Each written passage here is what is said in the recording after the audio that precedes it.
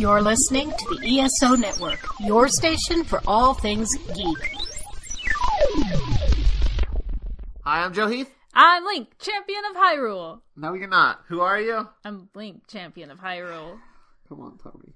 Who are you? I'm Toni Heath. I've been playing a lot of Breath of the Wild. And this is the Watch-A-Thon of Rassilon.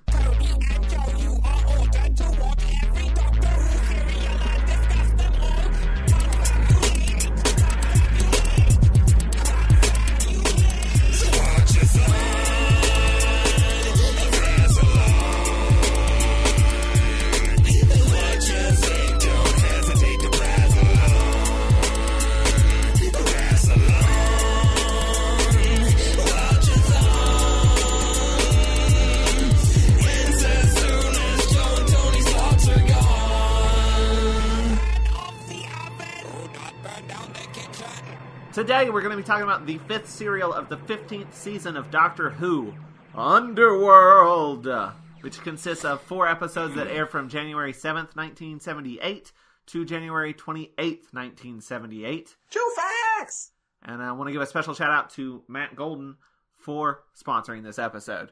Hey, thanks, Matt.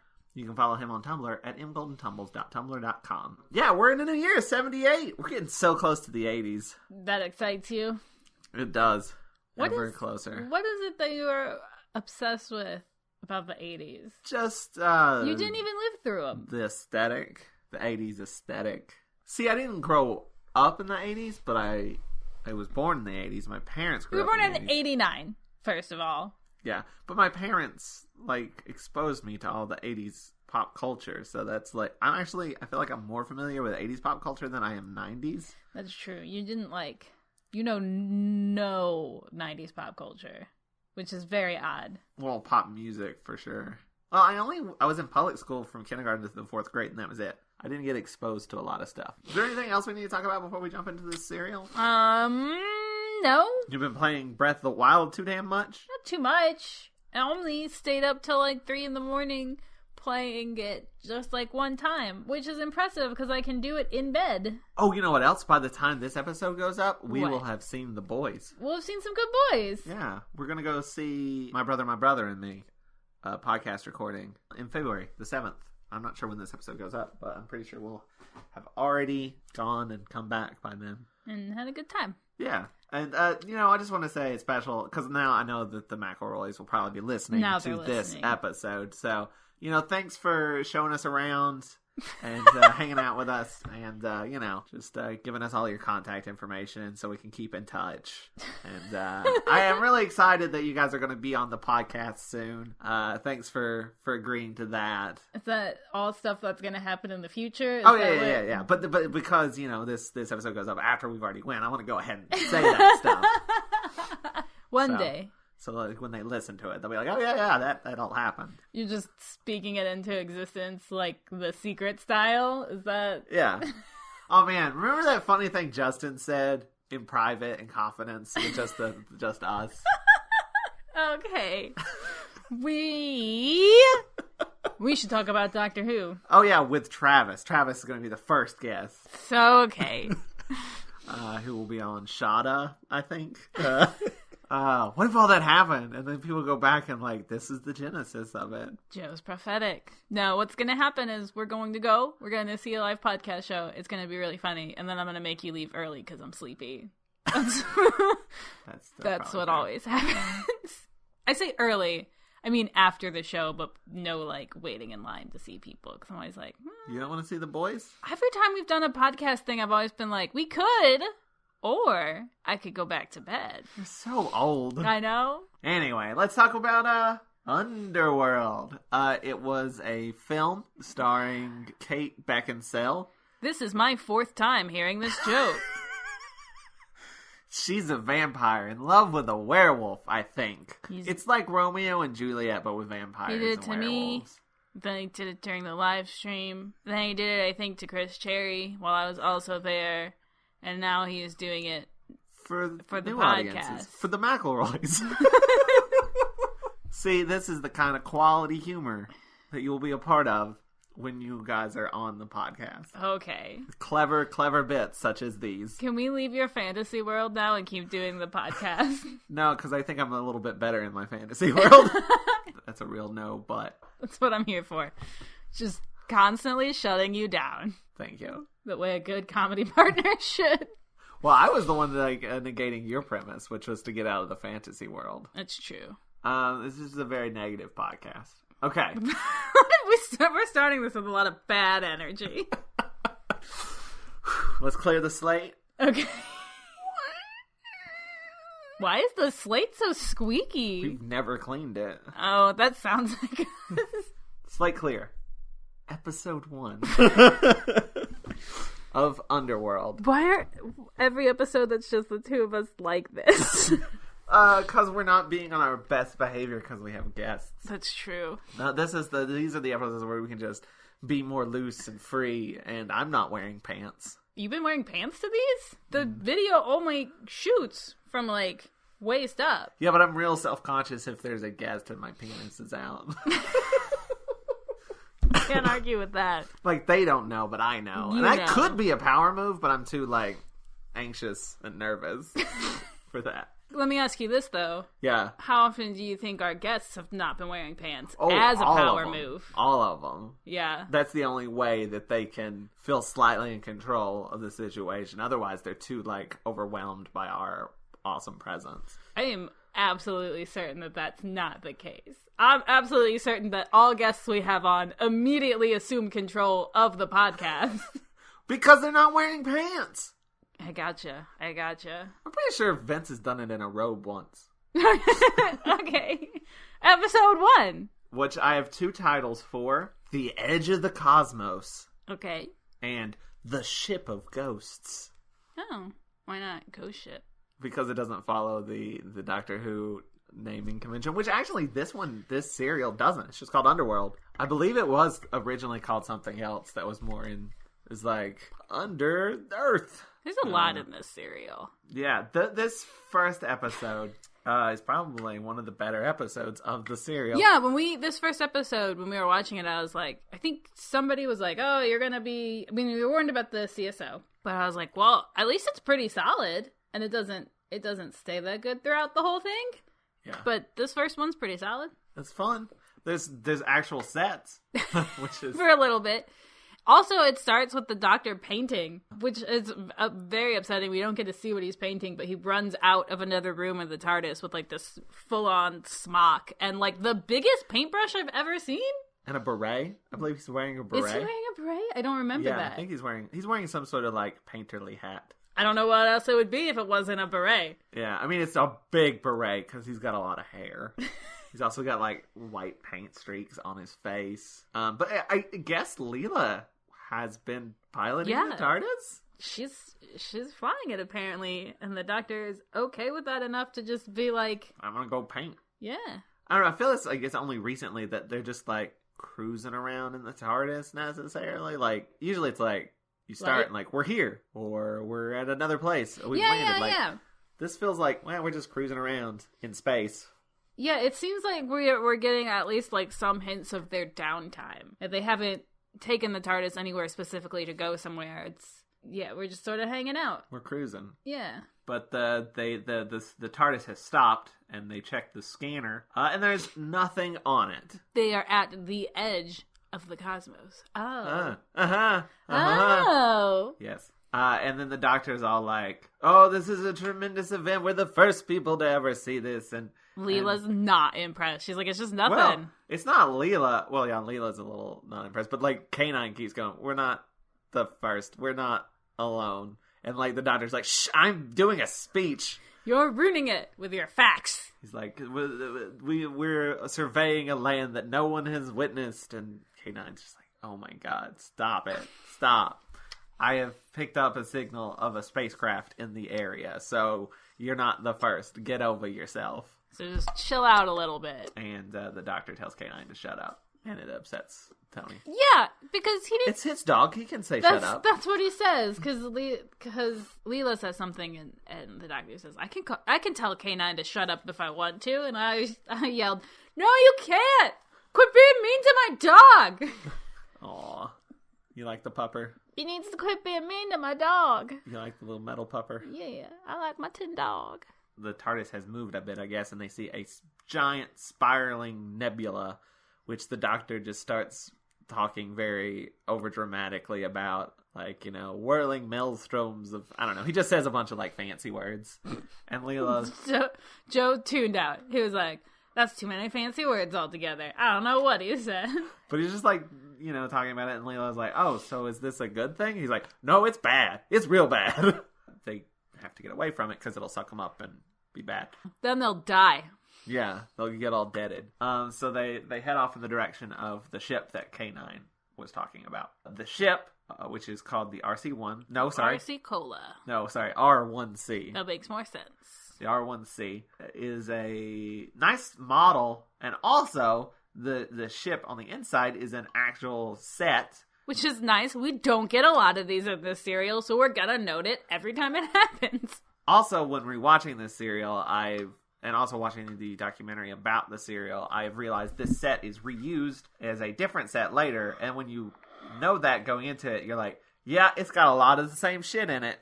But right now it's the set of this ship, which has a viewport that is clearly chroma key or CSO. But they forgot to turn on in that first shot. Yeah, you can see, like, it's just green or a dark blue. But we meet a handful of the crew. They hear the TARDIS arrive on board. And they actually are able to identify it as well. They're like, what's that noise? Let's run an ident on it, whatever an ident is. Identification? Yeah, but they say ident. It's a spacey term. Okay. Like they're saying, identify that sound. It's like, run it through the ident. They do ident it as the vessel of the time gods. Oh god, I'm so sorry. I pulled up a picture to see what the ship looked like so that I could give a description of it, and I saw a picture of something else that we are going to have to get to. Yes. Continue. You're going to have to cut this out. I'm so sorry. No, that's fine. That's the spaceship interior. That's the exterior of the ship. It kind of looks like a toaster attached to more ship. I was going to say, it looks like a whole bunch of bundles of, like, batteries. Yeah, it looks like a toaster and a bunch of batteries. So this is the interior of the ship. It's got these, like, big hoopy things that have purple lights that, like, flash through it, which is also reused here. Look at that. That's the exact same set. Oh, so it is. But we'll get to that second set later. So the Doctor and Leela are stuck in a closet. They can't open the door. The Doctor picks up a thing, like just a random object, looks at the bottom and goes, made of Minyos. Minyos? That's a really old group of people that haven't existed for like hundreds of thousands of years or whatever. And they're somebody that the Time Lords have dealt with before.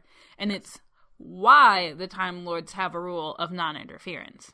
Yeah. Because they kind of they found these people, gave them all this technology and stuff, and they pretty much used it to wipe each other out. Well, they treated the Time Lords as gods. And the Time Lords were like, cool, yeah. And then sure, they gods. rejected their gods, kicked them out, and then basically blew themselves to shit. They blew up their planet. The ident thing kind of spits back. Oh yeah, that's from your gods. Like, that's impossible. They've been gone for ages. They're basically myth almost. But this one guy's like, his name is Herrick, is all like, fuck gods, I hate gods, I want to kill those gods. If they show up here, I'm going to stab them in the face. Which is like, alright. And I did not like this guy initially. Here's the thing. I liked him at that moment because I was like, this man's ready to fight God. 1, mood. Right. 2, alright, let's go. I was a little like, oh no, this is going to be our guy that's like, oh, I don't trust the Doctor guy. But that actually doesn't happen. So I'm kind of cool with that. But the captain, his name's Jackson, says that there's no time for this. We can't fight gods because that's not what we're here for. The quest is the quest. The quest is the quest. The quest is the quest. Apparently, that's also something the crew would say, cast and crew would say a lot when stuff was going wrong, or taking forever, which it quite frequently did because this was a very complicated to make serial. So they would just be like, the quest is the quest. So the quest was to actually make this fucking thing. The quest is how I'm going to get through anything that's hard for me now. Gotta finish this podcast, Toni. The quest is the quest. I like how the quest is the quest. It doesn't tell you any... Why are we doing this? Because of the quest. What about it? It's the quest. There's no information in that whatsoever. No value judgment. Like, the quest is important. Right. The quest is the quest. Well, they explain what the quest is later. I just like it as like a chant to get through something. Yeah. What? You gotta do it. Gotta do what you gotta do, is what they're basically saying. That's a good motto. The K9's blasters isn't working because I don't know why. Probably because they wrote this script without K9 and then had to smush him in. That's my theory. But Leela finds a gun that will blast the door. It looks like a Teenage Mutant Ninja Turtles shell. Yeah. But with a gun in it. It actually looks like a shield that you can get in Breath of the Wild. Oh, really? Yeah. Know a lot about this game, do you? I know a little bit. We've had it for maybe 2 weeks, and Tony's already put in 40 hours on it. 40 plus hours. It was 30 last time I checked. 30 plus hours. 30 some hours. She keeps playing it till like 1 o'clock in the morning, and we have work the next day. That's only happened a couple of times, and I had to get to the next tower. Well, I was going to a tower, and then I saw a shrine, and then once I was in the shrine, I had to finish the shrine, and then once I finished the shrine, I came back out, and then I saw there was like a chest, and then there was a falling star, and I had to go get that. And now I have it, and I don't know what to do with it. Would you like to talk about Doctor Who? Yeah, let's talk about Doctor Who. Let's hear Tony's wiki guide to Zelda. Well, here's the thing. Wild. I couldn't do a good wiki guide because apparently I've been doing everything wrong. Like, I already went to the first beast, and I don't have, like, any map. And I was reading something that was like, why don't I have any map? I don't even remember how I got the first map. And so I had to Google it. And then I was like, oh, I was supposed to climb the towers. And apparently I was supposed to do that, like, first. And I didn't. Good job. Yeah. So anyway, the quest is the quest. Okay, the quest is the quest. They blast their way out with these shield gun things, and we find out that the ship is getting sucked into a nebula. Into the nebula, the big swirly one. Also, there's a really old lady named Tala, who is like... just old as balls. Yeah, she's like all wrinkly and gray hair, and she's like working the controls, but like she passes out at the controls. And Jackson's like... Tala, why are you pushing this? You need to go regenerate. You're about to push past your regeneration. Live past your regeneration point. Which, okay, so what we find out eventually is that all of these people have been regenerating for thousands of years. 100,000 years. That's the 100,000 years, which is a ridiculous amount of time. And, like, it's interesting because, like, the Time Lords are heavily tied in with regeneration. And I assume that's where they got the technology from. Presumably. There's also, by the way, I feel like since we opened this podcast talking about the McElroys, there's like a reference to be made here, but I can't make it yet because Joe doesn't know about it. That's why we haven't made it. But if you know and you're wondering, that's why. Anyway, don't think about it too hard, Joseph. I assume it has something to do with regeneration. Don't think about it. and let's move on. But like they don't make a big deal about it? Like, I felt like they should talk about it some more. Of just, like, how old they are and how tired they are. Or just, like, regeneration, just in general. Like, it seems weird that it's like, well, did they get it from the Time Lords? I mean, it seems pretty obvious to me that, yes, they got it from the Time Lords. Well, why don't the Time Lords give it to more people? And also, they don't have limits, I guess, because they've been doing it for 100,000 years. They don't give it to more people because they gave it to them and they fucked all their shit up. Well, okay, but we already answered that question at the very beginning. But that means these people still have that technology. They could have given it to other people. I guess. Like, it just seems weird that there's this technology out there that... I don't know, it almost seems like regeneration's a common enough thing. Like, it seems weird that it's not addressed other than... I don't know, any further. Like, it's just a very, very small plot point. Do you feel like it cheapens regeneration if there's, like, a whole bunch of other people that can do it? A little bit. Yeah. Oh, I see. Also, I don't know. I feel like if you're going to have it in the story, it should maybe be a little more important than it is. I do think, like, 100,000 years, when they said that, I was like, that's too long. After the first, like, 200, I'd be like, you know what, guys? Fuck the quest. The quest is bullshit. Let's go fuck off to, I don't know, a pizza place somewhere. Give the quest a rest. We're not very, what's the word? Not stubborn. Active? Oh. Because I'm deaf. Oh, yeah, sure. Active's probably it. We're not very much into, like, adventure for adventure's sake. Well, it's just like... Or if it's too hard. 100,000 years is so many. Like, if they had said, we've been doing it for 1,000 years, I'd be like, damn, okay. Like, that's dedication. After the first 5,000 years, or even after the first 50,000 years, you gotta be like, that's too many. That's just too many for one person to be alive. Well, let me progress the plot a little bit here so we can talk about what the quest actually is. So the doctor shows up and offers to help. Herrick freaks out and goes after the doctor and he's like, I'm gonna get that god blood. I'm gonna get that good god blood. And Leela's like, well, I'm gonna get you first. But then this guy named Orf shoots her with this light gun, and then she's immediately like, hello. She's been pacified. And then he also shoots Herrick, and he's like, oh, I'm sorry that I was after your god blood. I'll be cool. And then, like, politely shakes the doctor's hand.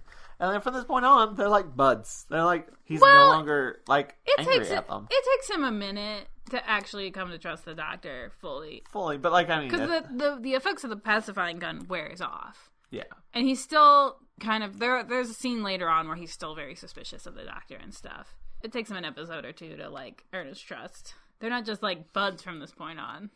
Yeah, I don't really remember that much of, like, button heads that much, though. But it's not as like, I'm going to cut you.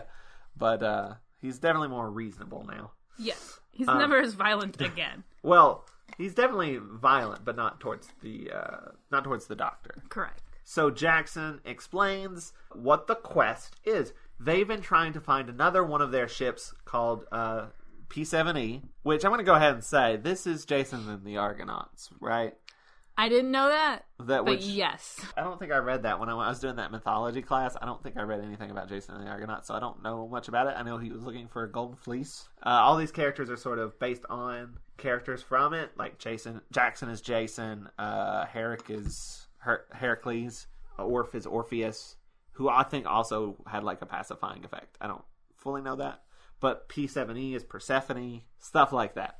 By the way, Leela gets shot with that gun, and it's later on, but the doctor kind of wakes her back up out of it by being like, Leela, you're a savage, you're a warrior. And which one is somehow very cute, and two, once she snaps out of it, she's immediately like, who did that to me? I'm gonna stab him. And the guy who did it is just like, is me. And like is like chuckling the whole time. She's like very embarrassed by it or whatever. Yeah. She's just like, you guys are all making fun of me. And like goes off to pout. You're all like laughing at me. I'm gonna smash your stupid grins off your stupid faces. That's an actual quote. I love her. But the quest. So they've been trying to find this other ship of theirs, the P7E, for 100,000 years, and they've been regenerating thousands of times to do so. They keep finding it and losing it and finding it and losing it, and it contains a race bank that has like all the genetic material for their race. So they want to get it, find a planet, repopulate it, because they blew theirs up. We also see a scene of Terra regenerating to sort of, I guess, to show everyone visually that they regenerate. They don't regenerate into different people. They just regenerate into younger versions of themselves. Or at least I assume. That woman looked exactly the same. Except, with less old people makeup on her face. Yeah, and it's a very similar effect to the first Doctor regenerating into the second Doctor. It's just a fade, really. But yeah, this isn't really... the regeneration thing doesn't really factor into this much more. So, I'm not sure... Again, I'm not sure why they put it in there. Maybe why couldn't it just be a race that lives very long? So, they can't get away from the nebula. So the Doctor's like, I know what to do. And takes some... what are they called? What did you call them? They're binder clips. Binder clips. Sticks them to K9's little antenna ears. They're binder clips with, like, wires going into a computer. And he just clips them on and he's like... K9, you're jacked in. And they fly away from the nebula. Then they're like, oh, wait, we've got the signal of the P7E again. It's coming from the nebula. We have to go back into the nebula. And the Doctor's like, no, that's bad. They're like, well, the P7E is in there. It seems to have survived the nebula, so they should be able to as well. And the doctor's like, maybe the nebula formed around the P7E. So, no. And he's like trying to stop K9 from going in because they like ordered K9 to go into the nebula. And then they grab the doctor and force him to tell K9 to keep going. And they do. They fly into the nebula, which I think these special effects look pretty good. Yeah. It's like sparking and stuff, and the ship's going in it. And they go in, and then they start getting smashed by a bunch of rocks, which is also a reference to Jason and the Argonauts, apparently. Oh, right. But, like... Yeah, the only thing I know about Jason and the Argonauts is from Birdhouse in Your Soul. They get into the thing, and they slow down a lot, but they seem to be fine. But then they find out that their hull is getting bigger and bigger, and they don't know why. And the doctor's like, you're gathering rocks. It's like gravity. You're the biggest thing in here, and all the other smaller things are coming and sticking to you and forming a planet. Because that's how planets are made. So that's just science. They're turning into a planet. And the doctor's like, maybe just laser blast your way out. And so they try that, but the hull starts melting. And the doctor's like, keep going. It'll be fine. And that is the cliffhanger. That is the end of episode 1. They are turning into a planet and trying to blast their way out. We are now into episode 2, which I have called Skyfall, which is also a title of a James Bond film. And also a thing they say a lot in this episode. Do you know about the James Bond film Skyfall? I've never seen a singular James Bond film. I haven't seen that one. It's one of the Daniel Craig ones. Nothing about James Bond. I think it's the third one. So, they blast out of the rocks. They're fine. Cliffhanger, over. And there is a planet around the P7E. But it's gooey. Yeah. It's a gooey planet. Crash right into it. It's kind of gross when they crash into it. Smoosh. Yeah. Well, you think they're like, it looks like rocks and shit. And then they hit it and it just like... It's like dropping something into a smoothie. Or like a milkshake. It looks like a chocolate milkshake. Yeah, it does. Like with Oreo bits in it. Oh, yeah. How can you want to... It is freezing here right now. But I want a milkshake. It's too cold. I can almost taste it because it's so cold. How about a hot chocolate? Can I get Oreo bits? Ooh, I bet that'd be good. Yeah, that sounds amazing. Hey, people out there who make stuff like, I don't know, McDonald's or what have you, make a Oreo hot chocolate. Can I tell you something? And I think it's gonna blow your mind. What? We have everything we need to make it at home. We don't have Oreos. I mean, not right now, but I'm saying, like... We could get some. We don't have to convince McDonald's to do it. We could just do it. Yeah, but I'm sure they would, like, science perfectionize it, where we'd have to do a lot of experimentation. And, like, what is like, oh, this is too chunky. This hot chocolate, too chunky. Toni, you just dropped a whole Oreo into it. You're not even taking this seriously. Also, would you have just the shell bits? Would you put the cream in? I feel like you probably wouldn't put the cream in. Like, first of all, you're going about this all wrong. Yeah. What you do is you just make hot chocolate, and you put Cool Whip on the top. Then you take a whole bunch of them, crunch them up into little bites, and then you put those over the Cool Whip. I want them in the juice. You don't. I want them in the mix. Then you really do just have chunky hot chocolate, and that's Well, that's not saying they need to make a hot chocolate that tastes like Oreos. And then you crunch them up real small. Yeah. Into like a powder and mix that with your other hot chocolate. I think we've stumbled on something amazing here. Yeah, it may already exist. So then it happens. We see it happens. They've crashed into this planet, which causes a skyfall. It's a cave-in in the... Oh yeah, because these motherfuckers don't know about the sky. Yeah. They lived in the caves all their lives. Yeah. And they think the ceiling of the cave is the sky. So they're running away from these rocks, these people. None of them have shadows because everything has been CSO'd. Everything that takes place inside the caves is all CSO. It's a lot of people just running around. I'm going to say, 1, it doesn't look the best.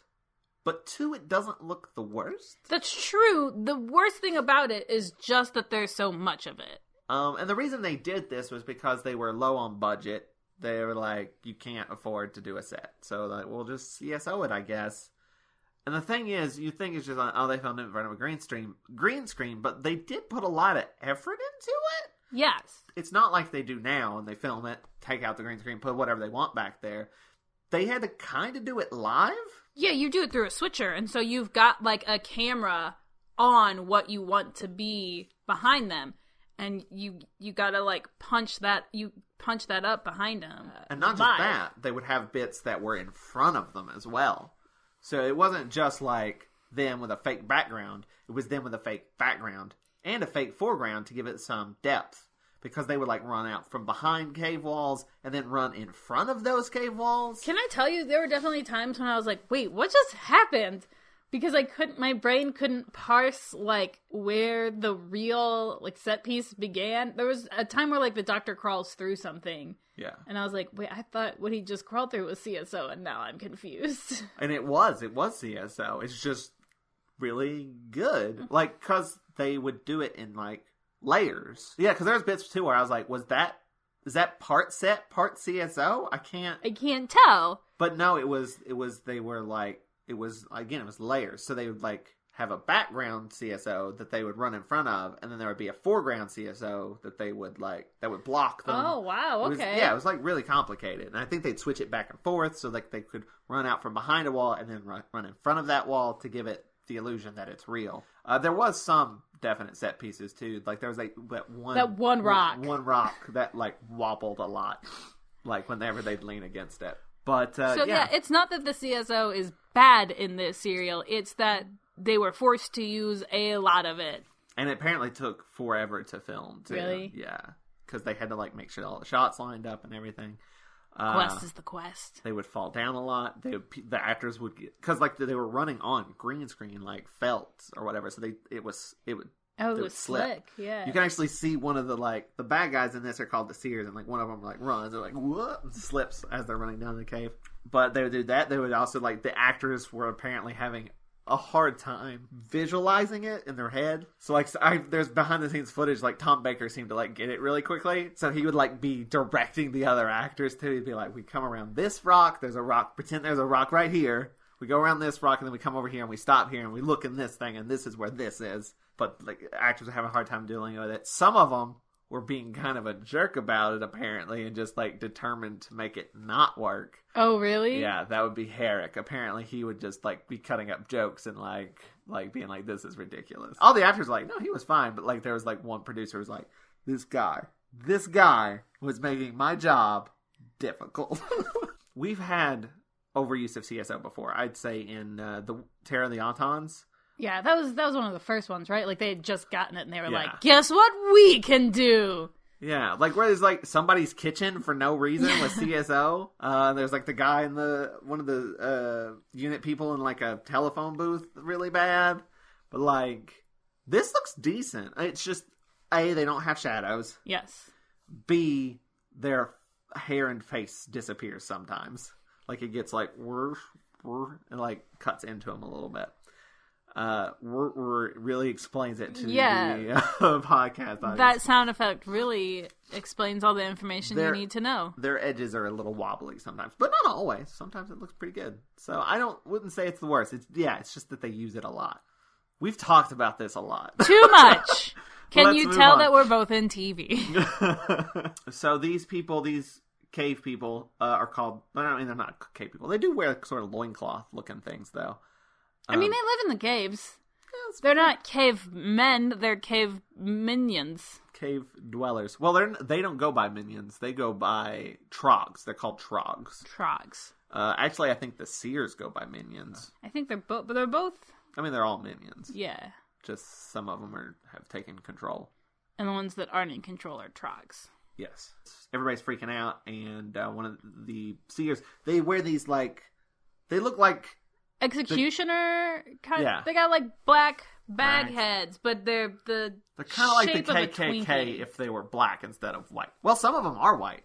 I think there's different levels of Seers. Like you got the white ones. I don't remember the white ones. Yeah, the white ones are more like the guards who like deal directly with the trogs, and then you got the ones in black who are like there's like I think there's only like 2 of those or so, and they're like one step above. They're like the overseers. So it's like there's definitely like a system to it. I see. Now, like we need to sacrifice someone. that always makes the workers work harder after a sacrifice. It's a very brutal society, it seems like. So they go and capture this one guy. His name's Idmon, who's this old guy who's like trying to start a revolution and says that they're going to escape to the stars. There's been like this prophecy that they'll escape to the stars. That their gods will come back. Yeah. And send them to the stars. But the black masked seers get him, take him away, and his son, Idis, runs away. I believe Idmon and Idis are both just straight up names from Jason and the Argonauts. Like, not even like tweaked. But he runs away. Meanwhile, the minions, the ones in the ship that have like crash landed into this planet, put on these spacesuits to go explore. They got like these big helmets. They're like really huge. I love them. They look like, I don't know, big old bullet head shaped helmets. They're not like round. They're like, you know what I mean? They come to a point? They don't come to a point, but they're round at the top, but they're not like circular like a fish bowl. They're like tube. Ovular? They're tube. Ovular? I don't know. What is something that's like an oval? Yeah, but like it doesn't come back. It's like, you know what I mean? This is really hard to explain in audio. It's a tube with a round end. So it doesn't go wom. It goes wom. Yeah, I understand. Okay. Put that into words. Wom. It's shaped like an oval. Like a capsule. Yeah, like a bullet. It's bullet shaped. Well, bullets pointed at the top. Well, it's not as round.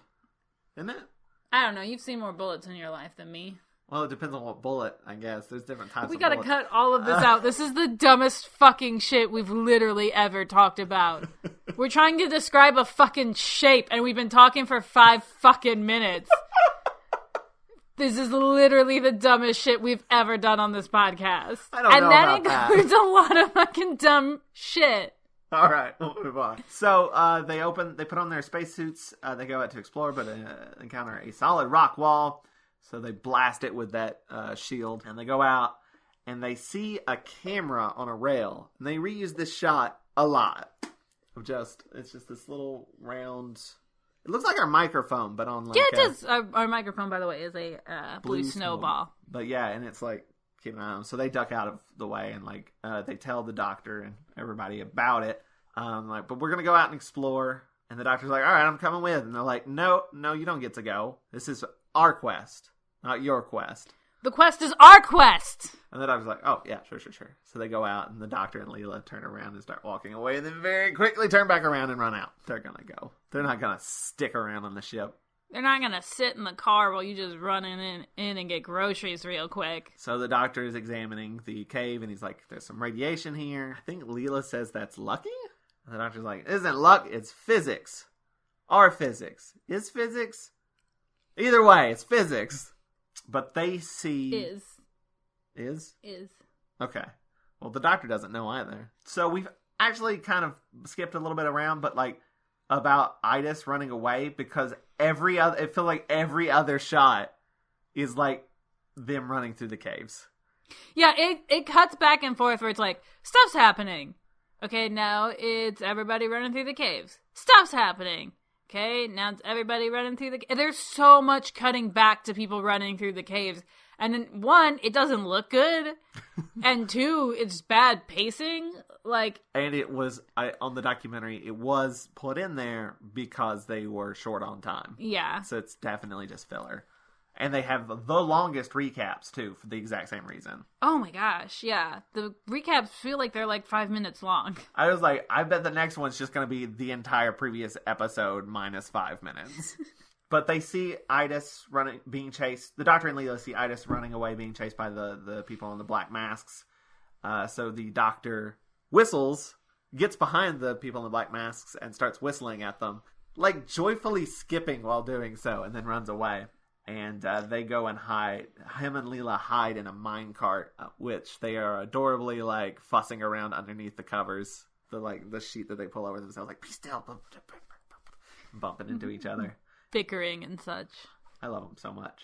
The seers are very stupid and stand right next to the minecart and like, they've gone away. I don't know where they went. oh, we'll just gas him out. And they leave to go gas him out. And the doctor and Leela poke their heads out. Like, well, that's not good. So they go back to the ship where they find Idis, who has, saw a ship. So he goes to hide in it. And Leela comes in and is like, I'm going to stab you. Like, just immediately grabs him. Like, why are you breaking into the ship? And is going to stab him. And the doctor's like, how many times do I have to stop you from doing this? He's been hurt. He's probably not. This is the guy we just saved. You were there. What's amazing about this is, like, once the doctor's like, what? Chill out. Calm down. She's like, okay. And, like, immediately starts taking care of him. And it's the cutest thing. Yeah. And she's like, well, is he scared? Is he okay? What do you need? And, like the minute she's decided she's not going to kill him, she starts taking care of him. So the doctor sends her off to go get a tissue. And she's like, tissue from the whatever place. Tissue from this room. Tissue from this room. Like, she's repeating it to herself, which she's done before. She did that in that Haunted Lighthouse episode. It's very good. Good choice. And then the doctor sort of comforts Idis. So Herrick and the rest of the group sort of split up. And one of the Black Mask guys finds Herrick and is like, stop, Trog. And Herrick's like, who you calling a Trog? Stop calling me a Trog. And then he won't stop coming, so the Black Masked guard shoots him, and he blocks it with the shield, and it goes back and hits the guard. And it's at this point that I start to like Herrick, because, like, they call the guard over, like, the radio or whatever the bad guys do, and Herrick answers. They're like, where's Officer Klimt? And he's like, Officer Klimt retired suddenly. And I'm like, all right, I like you now. So they're like, oh, there's too many people in here. And they close it off and they're going to fumigate. So Leela comes back with the medical stuff for Idis. And the doctor's like, all right, now go get K9. And she's like, I just came from that room. You couldn't have just told me to I just got back. And the doctor's like, just do it. She's like, all right, fine. Idis has a chat with the doctor, talks about the prophecy, about the god from the stars, and how his dad, would preach this stuff or whatever, and now they're going to sacrifice him. But then, like, Idis passes out because of the fumigation outside of the ship. Leela and the doctor drag him in, and the doctor tells Leela to take him to the, like, bridge or whatever, get away from the gas. And the doctor's going to go back out, which his, like, whole defense against the gas as he's walking through these gas-filled caves, CSNo caves, is he's got his scarf over his mouth. And he's just swinging his scarf around him to sort of disturb the air. I mean, it worked. And then he finds a control panel to fiddle with. And he says what might be the greatest line in Doctor Who history. Which he says, whatever blows can be sucked. It was so dumb.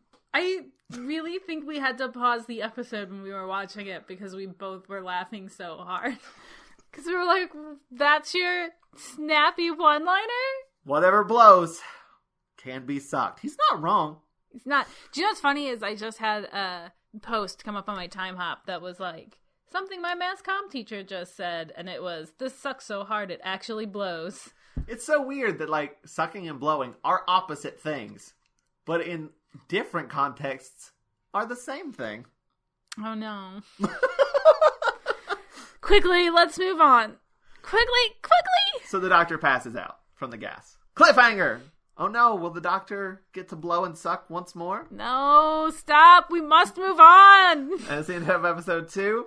Would you say that episode sucked or blowed? I'm not contributing. I'm gonna say that next up is episode 3. Which I have 2 titles for. God damn it! First one is Work the Shaft. I was trying to keep us out of the explicit tag. We are already in That's the true. explicit tag. I said fuck like 100 times earlier. The other title I have is called The Tree at the End of the World. But it's Work the Shaft. Okay, moving on. Oh, I forgot to say the minions found Herrick and then a door came down, which was like what blocked them off so that they all get gassed. But at the beginning of this episode, they blow a hole through it and get Herrick. But then, because of what the doctor did, he blowed instead of sucked, or sucked instead of blowed. I don't know which one he did. The gas goes out of the cave and into the offices of the, like, seers. And they're all like, oh, fuck. And then, like, The gas clears from away from the doctor. He wakes up and looks right at the camera and goes, I wonder where it all went. So the doctor goes back to the ship and starts fussing with, I guess, getting K9 loose. Layla finds herself another gun. She's very happy about it. The doctor does not care. Leela is very upset that the doctor does not care. She's getting her feelings hurt a little bit in this one. And so then Ina starts talking to Leela, like, are you really from the stars? And she's like, yeah. And he's like, points up and he's like, and that is not the sky? She's like, that is the roof. Leela has like this chance now to be like, oh, you don't understand. I'm going to explain it to you. And she is like leaning on it for everything it's worth. It's great. Because she's normally the one getting things explained to her that she doesn't understand. And she's like, honey, let me tell you about the roof. It's real sad that you don't know, frankly. You think that's the sky? So the doctor's like, all right, I want to go to this sacrifice. And Idas is like, there's no time. And the doctor says, fuck you, I'm a Time Lord. And then like storms out. Don't tell me what to do. I'm a lord of time. And then Leela is really cute. She says, don't worry, he's saved lots of fathers. This episode's got some good moments. It's got some really great lines. A lot of filler, but some good. I mean, it's got the best line: "Whatever blows can be sucked." Nope, we're moving on. We're moving on. So Idmon is being prepared to be sacrificed in a really cool set, which I did not realize is the same set as the spaceship, but it has those same like. They're like these little semicircle light up like, hoops. That I believe were like centered on like the control center on the ship, but is centered on sacrificing a dude in this set. The doctor gets a map from K9. He's somehow able to map the entire cave system, prints it out for the doctor, and then doctor sends. Yeah, I know how to do that too. It involves a rune stone. Oh, and you gotta climb a tower, and then you gotta put the tablet into the thing, and then the rune stone gives you the map. Yeah. Cool. But the doctor sends K9 off to go find Jackson, which we see, like, there's like 5 shots of just K9 very slowly trundling his way through the caves. He's so loud, and I love it. But the other great thing about K9, like, being superimposed over these, like, cave backgrounds is he's just rolling over some boulders. Like, he's having no problem making it through that terrain whatsoever. He is very slow, though. What I think is hilarious is, like, he goes so slowly. And there's also shots of just the minions going through the caves, lost. But then, like, K9 eventually finds them and is, like, leading him back to the doctor. And, like, K9's like, faster! Imperative, move faster! And it's like, fuck you, you're so slow! They move at a much quicker pace than K9. What K9 is asking is for somebody to just pick him up. Oh, I'd pick up K9, give him little pets on the head. Do you think he can feel those pets? Yeah. Oh. He wags his little tail and moves his little ear dishes whenever Leela gives him pats. What a good concept. He's a nice little robot companion. I love him. The doctor and Leela and I've already forgotten his name. Idas.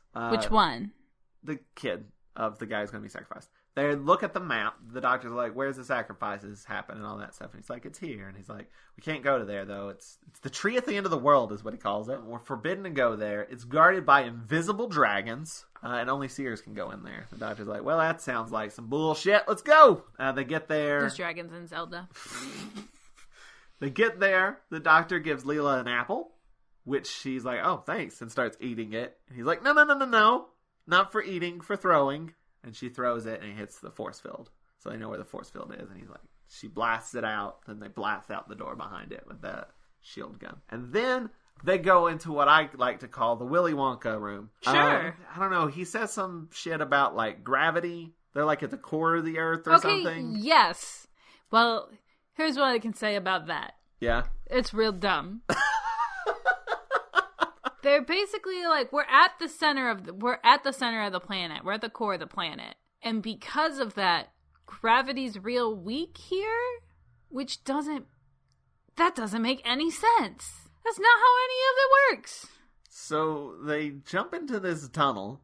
And because they're at the center of the planet and gravity's real weak there and gravity's pulling them down, they can just float down the tunnel? Yeah. By pushing up. Because the doctor says it's basically like 0G here. He's just like, just push. Like, it takes him a while to get Leela to get into it, because she's like, nuh-uh. But this is another thing where they keep cutting back to it, and just them floating down, and every time it'll be like tense stuff, and every like tense music's going on because the sacrifice is about to happen or whatever. That's all getting set up. Oh, by the way, the sacrifice, the way that it happens, is also in the most like slow, stretchy way possible. Which is like there's a rope tied to a sword, and there's a candle underneath the rope, and so you're literally like cutting back between like a candle slightly burning a rope. And then sword's like dangling right above Kidman. And then like back to them like pushing the air and floating down. And that's what you're cutting back and forth between. And every time we're on the sacrifice, it's like dun dun dun dun dun music. And when they cut to them going down this green tunnel, it's like I want that music though. Yeah, it's like it sounds like Zelda music. Yeah, it's good as hell. It sounds like you're in a store in a fantasy game. Fantasy Costco? Fantasy Costco. Where all your dreams come true. Got a deal for you. Apparently the sword thing is also from Jason and the Argonauts. The thing. And also like... Oh, yeah. There's like a computer system like hosting the sacrifice. I don't know what the word I'm looking for is. I don't know if hosting's the correct word, but it's the Oracle. Oh, okay. They all start chanting during it too, which I like, which is lamp burn, sword fall. Ask the question that hangs over all. I like it. It's one step away from just stab man, stab man. Stab the man as hard as you can. I remember that game as a child. What? Stab man, stab the man as hard as you can. It's like Red Rover. Oh. But with knives. You had an interesting childhood.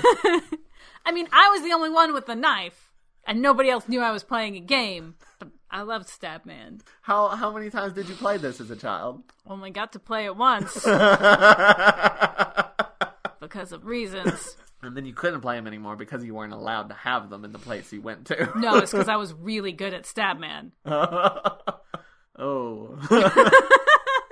All right, so before you get in trouble here, let's see, where were we? So the Dr. Leela and Idas land, immediately get captured and brought to the sacrifice. Convenient. Which they just bring him there and like, just hang out. And the Idas clearly rushes forward, pushes his dad out of the way as the sword falls. I thought Idas was going to get stabbed instead, but that didn't happen. They're both fine. Yeah, there's like, revolution! And they run out. Everybody sort of runs out. There's other there's other trogs there. They get out too. Some of them get shot. Fight shit happens. It's not very interesting. I rewatched again to make GIFs, and like there wasn't even anything GIFable in it. It was just like, this is very hard to follow. It's not very well shot or choreographed. But the Herrick arrives. And the rest of the minions. And Herrick's like, oh, there's a fight? And like rushes to go join it. And the other one's like, oh, I guess we'll join in too. Someone's got to go keep an eye on him. Herrick's like shooting the bad guys and like tells Jackson to go on without him so he can give them some time to get away while he attacks them. Then he gets shot a lot. And I figured he was going like the Boromir route, but no, he's not dead. He gets captured instead. Yeah. Which I like this scene because when he tells him to go on, because part of why he's so like crabby in the beginning is he's like, I've just been alive for too long. Like, he is kind of like the quest is bullshit. And so when he's sending everybody on without him, he's like, I've waited so long to actually get to do something. Please just let me do it. And it's a nice moment. It's at this point that I'm like full on Team Herrick. So the Doctor and the Trogs have gotten away. They sort of explain like how their whole thing works. They mine for rocks. They make the rocks into food. They keep the numbers low so that they can't like rise up the number of Trogs. It's a real shitty system. It's really a system that exists solely to oppress people and keep them under control. And that's just the way that the society is organized. And then the Doctor explains, he says something about the Tree of Life and how like they shouldn't know what trees are. It must be from mythology or something. But then also, well, that's not really a tree. But then also like the Doctor says that the Trogs are probably the descendants of the minions. They're like from the P70. They're not like been regenerating. They've just been fucking living. Oh, what? Okay. They're descendants. They're not the same people yes. regenerated over and over again. They've had kids, and there's been several generations since the. I believe the doctor's like it's their great grandkids,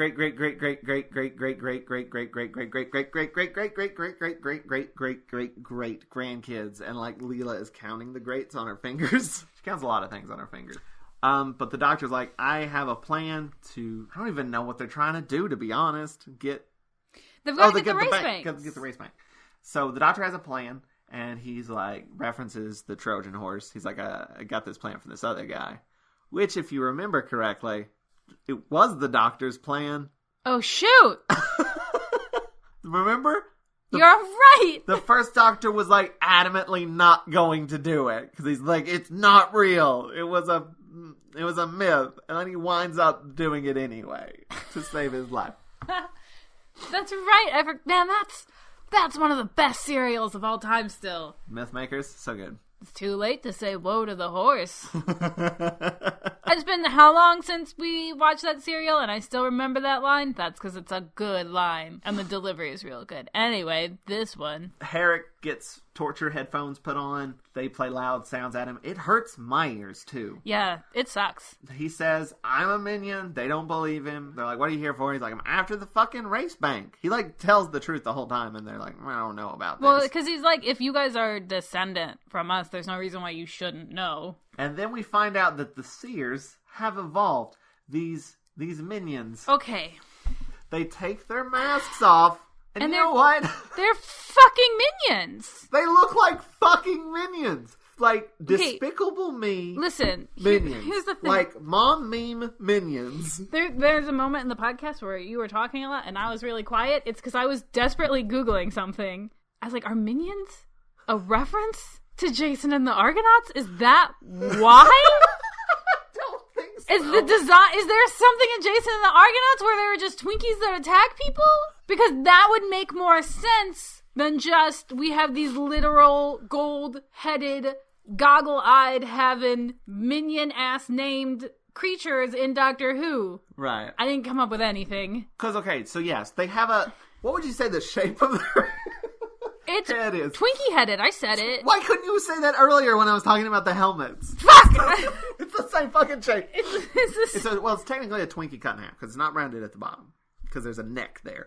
But yes, they have these round, like, they look like fucking minions. They're gold, they're yellow, they actually have red eyes, I believe. But they have 3 of them, which is more than, the... Some minions have 1, some minions have 2. I googled Minions Doctor Who, but I spelt it wrong, and so now I just have you should, sir, you did it right. They're just showing me for minions. It's corrected. They think you've misspelled it when you have spelled it correctly. Listen, but I just saw a bunch of minions like climbing all over the TARDIS, and it was awful. No, I don't want this, guys. There's so much fucking Minion Doctor Who art. It's unreasonable. So they look like minions. They don't have mouths though, unless that is their mouth. Do they have big metal heads? They have like little beak. Very small. But yeah, guys, just Google Underworld Doctor Who and it'll be the first thing that pops up. They look like fucking minions. And that's what they're called. And it's Minions. Remarkable. It's the weirdest thing I've ever seen. Because it's a big reveal, too. Like, they take off... We're 4 episodes in, 3 episodes in. They take off their hoods, and Joe and I both lose our shit. Also, that's the only time you see it. They put it back on immediately. They put on the mask. Like, I don't know why the fuck they did it. Like, that seems like a waste of, like, design. It literally only could be to make us freak out in the future. That's the only reason. It's the only explanation. What an illuminating moment. So... that happens. It really doesn't have much of an impact on the plot at all. There's really no need for it. It doesn't accomplish anything except to make us freak out. And then also, like, I guess it's saying these guys are different? Yeah, they're supposed to be better than the Trogs, because the Trogs have not evolved. I thought when it was first revealed, I was like, are they the actual people, or are they like part of the ship that evolved? That's what I thought it was. You know, I don't know. Okay. I think they're supposed to be the minions evolved. So, the Doctor's plan, they get inside the minecarts and are pushed along the track, and that's how they're going to try to sneak in. Idis and Idman push them in the mine carts. This is a reference that you're about to get to. Then Edmund, the older one, has like fucking heart attack or something and falls over. I don't know if that's supposed to be a distraction, but the Doctor and Leela get dumped into the crusher, the rock crusher, and they fall in, and that is the cliffhanger. That is the end of episode 3. We're now Did we explain that was the plan? Yeah, it's the Trojan horse. Oh, yeah. Okay. I don't honestly always remember everything we said. I'm surprised you remember the cereal. I am too. Every time. That is the end of episode 3. We're now into episode 4, which I have called The Keeper of the Bank. Not great. That's pretty good. So, they didn't fall all the way in. They dangle. And then the minions, not the literal minions, but, you know, the first batch of minions we met, the Jackson and all them. The old ones. They shoot the guards, and an alarm is sounded, and they pull the Doctor and Leela up. And they're going to hold off the guards while the Doctor, Leela, and Idis go to the Oracle. Meanwhile, Herrick says he smells victory. Just want to say that, because he does. He's very badass. He's still in his torture. He's very hammy. I don't know if we've mentioned, but he's incredibly hammy. He's hammy in a leading man sort of way, though. Yes. Not like a comic relief way? Yeah. Like he'd say it, then take a drink from a martini, and then kiss a woman. That kind of hammy. Sexist, but okay. Well, yeah. Well, it's the 70s. He's like a James Bond-esque type guy. You know Again, what I mean? I've never seen a single James Bond movie, and you know this. Well, he's kind of like a Flint. Like, in like Flint. No? Well, he's kind of like... Okay, I'll put it in terms you probably do know. Okay. You've seen Get Smart. Yeah, I've seen Get Smart. Remove the, like, a lot of the comedy, and that's it. That sounds awful. That sounds boring as fuck. I mean, it's still a little bit of comedy and cheesiness, but, like, less goofiness. Alright. Anyway, that was a weird aside. So, one of the literal minions, one of the seers, is like, you know what, this Herrick guy's saying some actually logical shit here.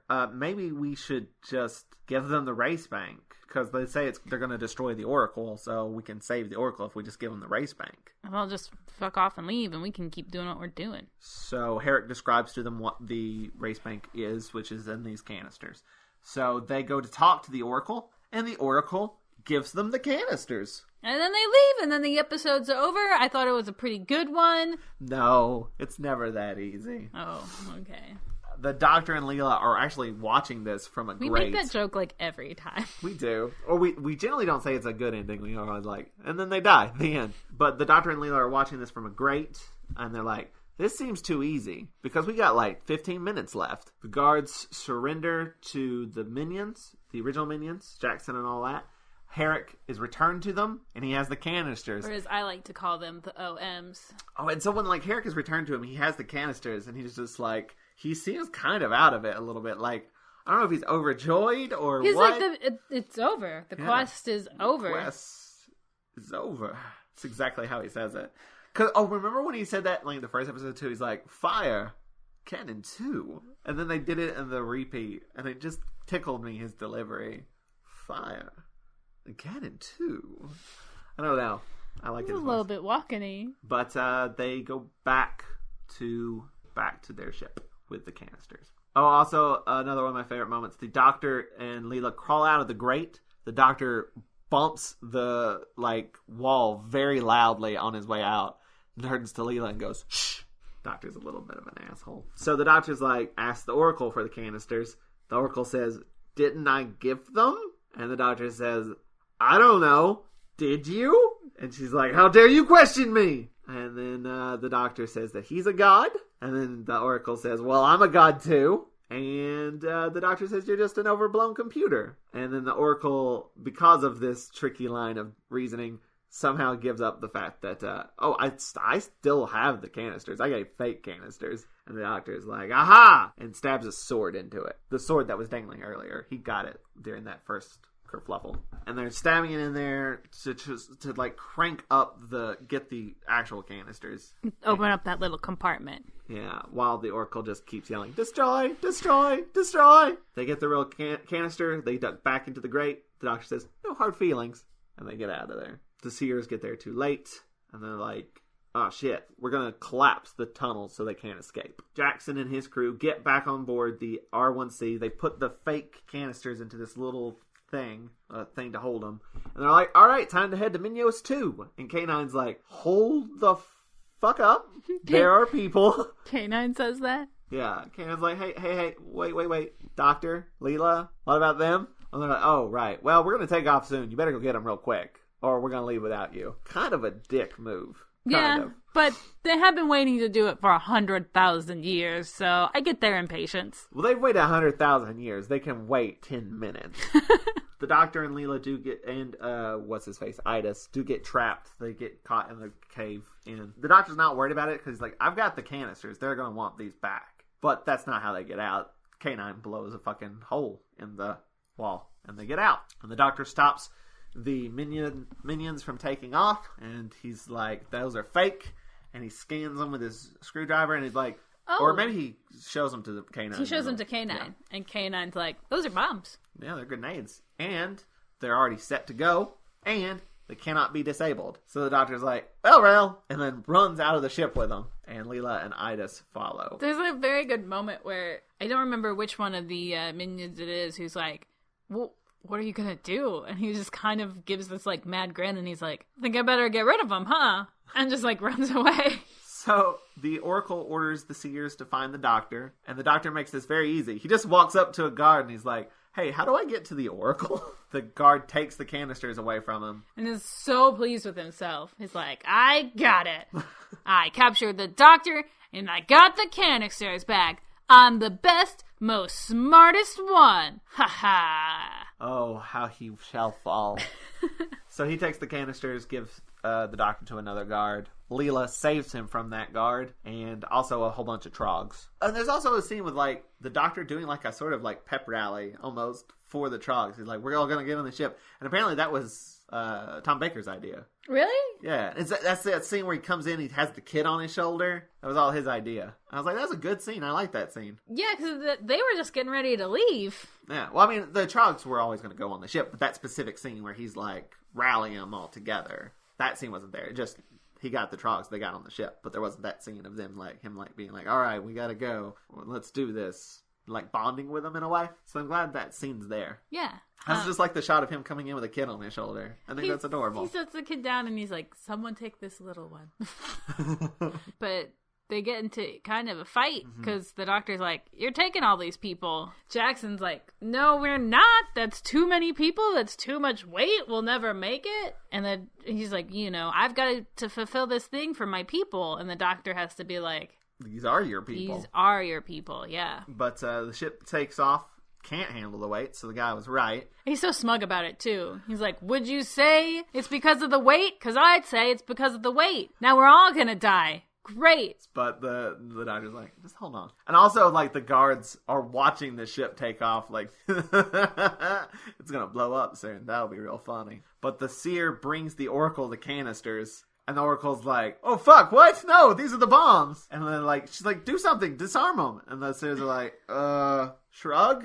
I don't... It's the slowest. He, like, has them in his hands, and he so slowly looks at them down in his hands, and then so slowly looks back up, and so slowly just goes, just shrugs, and, like, that's it. That's all he can think to do. He's like, I can't, I don't know how to undo these, and, like, the Oracle's like, I've made them too damn good.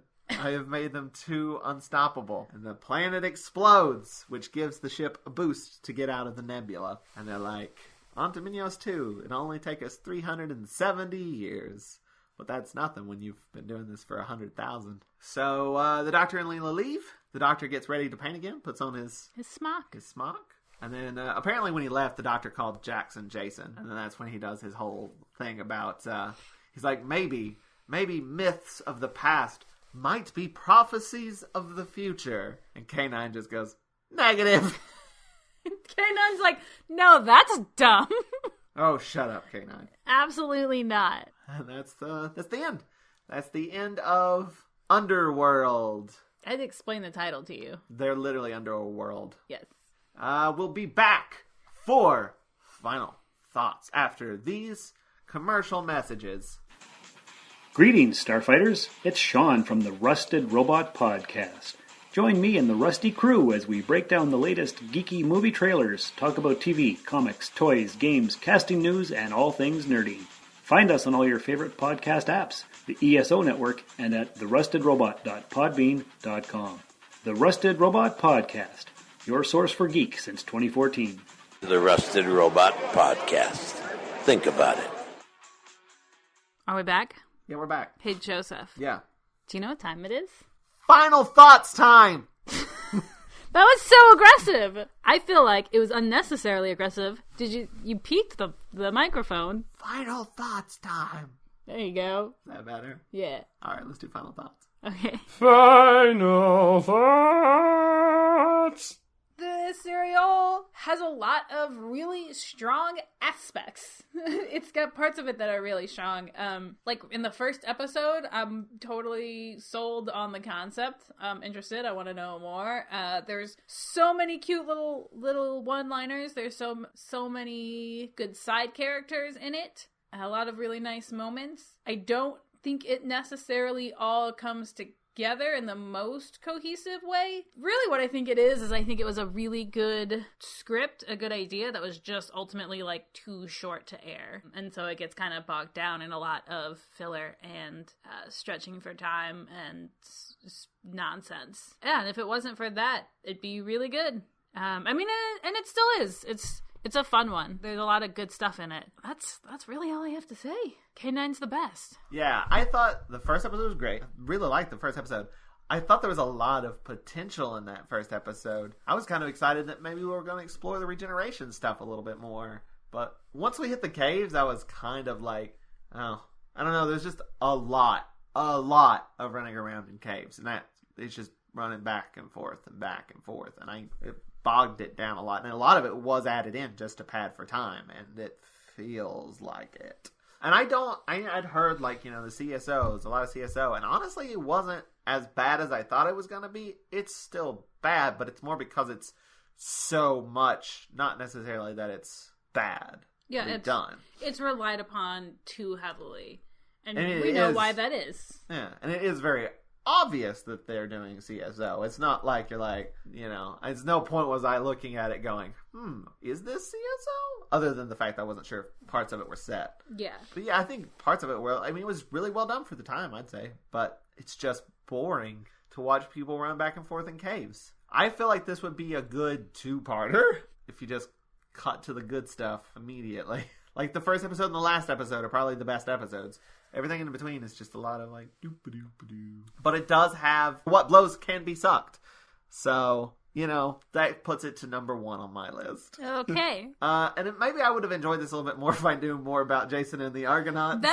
That is definitely a thing. Like watching this, I was like, I really should have read that, but I never did. So I'd say highlights. First episode, what blows can be sucked. Literal fucking minions. But, yeah, that's it. That's my final thoughts. Anything we need to plug before we go? Yeah. If you like the episode, check out more on Watch-A-Rassilon.com and be sure to rate and comment on our iTunes. If you comment on iTunes, it unlocks little computer warlocks who do magic spells to make sure that the podcast is seen by more people. And it really helps us out. That's basically true. If you'd like to help us out even more, go to watcherassalon.com/support, and there you will find a link to our Patreon page. You can get to that also just by going to patreon.com/Watch-A-Thon, where you can donate a monthly amount to get all kinds of awards, like day early episodes, uncut video of the podcast records, and live streams. Oh, and bonus episodes. That's a thing that's been happening. Also on our support page is a link to our Amazon wish list, where you can sponsor an episode of the podcast by purchasing the corresponding serial on DVD for us. We'll mention you in the podcast and put your name on our Friends of Rassilon page. Speaking of, special thanks to Matt for sponsoring this episode. Matt who? Matt Golden. Oh, I know that guy. Hey, thanks, Matt. You can follow him on Tumblr by going to mgoldentumbles.tumblr.com. That shit's not written down. No, I memorized that bit. All right. Also, a special shout out to Vincent E.L., who made our theme song. Thanks, Vince. Their website is swinglish.nu. Tune in next time when we talk about the invasion of time with... Oh, no way! Matt Golden! Who? I think think I know that guy. I think I've heard of him. I believe he is the co-creator of a show called The Unseen World.